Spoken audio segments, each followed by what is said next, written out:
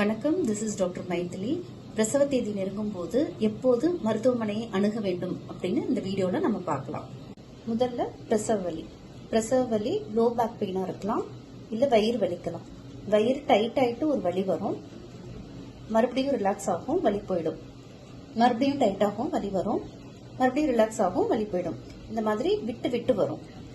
உங்களுக்கு ஒரு பேப்பர் பேனா கிளாக் வச்சுக்கோங்க. உங்களுக்கு வலி எப்போ ஆரம்பிக்குது, எவ்வளோ நேரம் இருக்குது, ஒரு வலிக்கும் இன்னொரு வலிக்கும் இருக்கிற இடைவெளி எவ்வளோ அப்படின்னு சொல்லிட்டு பாருங்க. வலியோட அளவு ஜாஸ்தி ஆனிச்சுனாக்கவோ, ஒரு வலிக்கும் இன்னொரு வலிக்கும் இருக்கிற இடைவெளி குறைஞ்சிச்சுனாக்கவோ, இல்ல வலி இருக்கும் நேரத்தின் அளவு ஜாஸ்தி ஆகுதுனாக்கவோ நீங்க மருத்துவமனைக்கு செல்லலாம். இரண்டாவதாக, பிறப்பிறப்பின் வழியாக நீராக போறது, கிளியரா லிக்விட் வரும். இது பனிக்கூட தண்ணீர், பனிக்கூட உடைஞ்சு நீரா போகுதுன்னு அர்த்தம். ஒரு சிலவங்களுக்கு வலியே இல்லாம இந்த மாதிரி கொஞ்சம் கொஞ்சமா லீக் ஆகும். இதை நிறைய பேர் மிஸ் பண்ணிடுவாங்க. வலி இல்லாததுனால இதை கவனிக்க தெரியாம விட்டுடுவாங்க.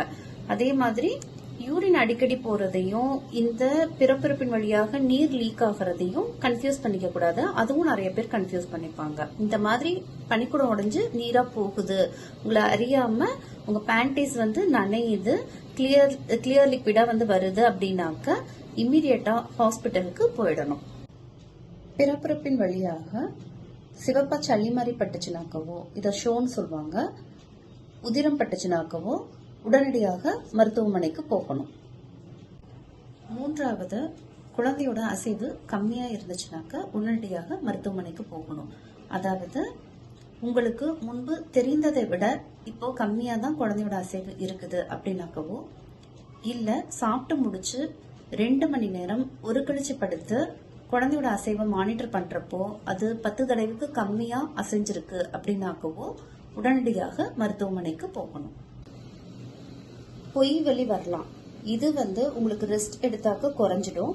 இல்ல பொசிஷன் மாத்தி படுத்தீங்கன்னாக்கவோ, இல்ல தண்ணி நிறைய குடிச்சீங்கன்னாக்கவோ வலி குறைஞ்சிடும். ஆனா பிரசவ வலி அதிகமாகிக்கிட்டே போகும். உங்களுக்கு காய்ச்சல் இருந்துச்சுனாக்கவோ, துர்நாற்றத்தோட பிறப்பிறப்பின் வழியாக டிஸ்சார்ஜ் இருந்துச்சுனாக்கவோ உடனே மருத்துவமனைக்கு போகணும். பிரசவ வலி இல்லைனாலும் கொஞ்சம் கொஞ்சமா நீர் மாதிரி லீக் ஆகி உங்க பேண்டீஸ் நனையுது அப்படின்னாக்க உடனடியாக நீங்க மருத்துவமனையை அணுக வேண்டும். பிபி அதிகமா இருக்கிற பேஷண்ட்ஸ் எந்த ட்ரைமஸ்டரா இருந்தாலும் இம்மினன்ட் சிம்டம்ஸ் இருந்துச்சுனாக்க உடனடியா மருத்துவமனைக்கு போகணும். அதாவது தலைவலி, வாந்தி, மேல் வயிறு வலி, கண் பார்வை மங்குற மாதிரி தெரிகிறது, யூரின் கம்மியா போறது, இதெல்லாம் இருந்துச்சுனாக்க வலிப்பு வரப்போகுதுன்னு அர்த்தம். அதனால அவங்க உடனடியாக மருத்துவமனைக்கு போகணும். பிரசவ தேதி நெருங்கும் போது மருத்துவமனையில் அனுமதிங்கிறது ஒவ்வொரு பேஷண்ட்டுக்கும் மாறும்.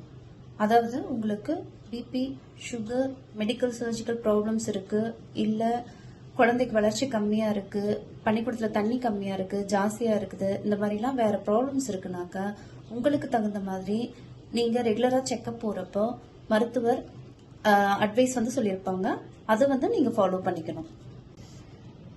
பிரசவ தேதி நெருங்கும் போது எப்பொழுது மருத்துவமனையில் அனுமதிக்க வேண்டும் அப்படின்ற விழிப்புணர்வு குறித்த இந்த வீடியோ உங்களுக்கு உதவியா இருந்திருக்கும்னு நம்புறேன். உங்களிடமிருந்து விடைபெறுவது டாக்டர் மைதிலி.